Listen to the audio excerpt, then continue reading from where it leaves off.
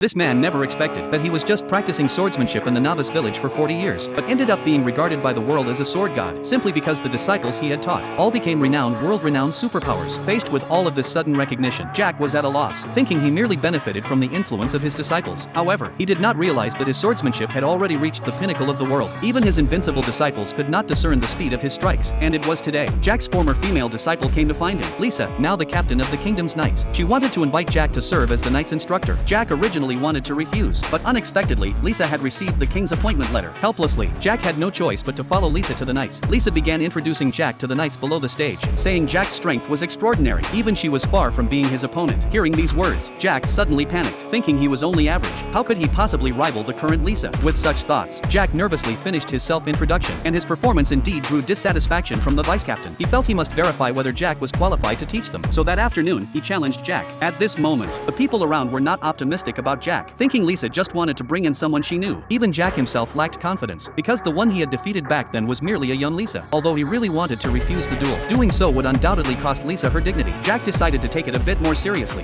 Order!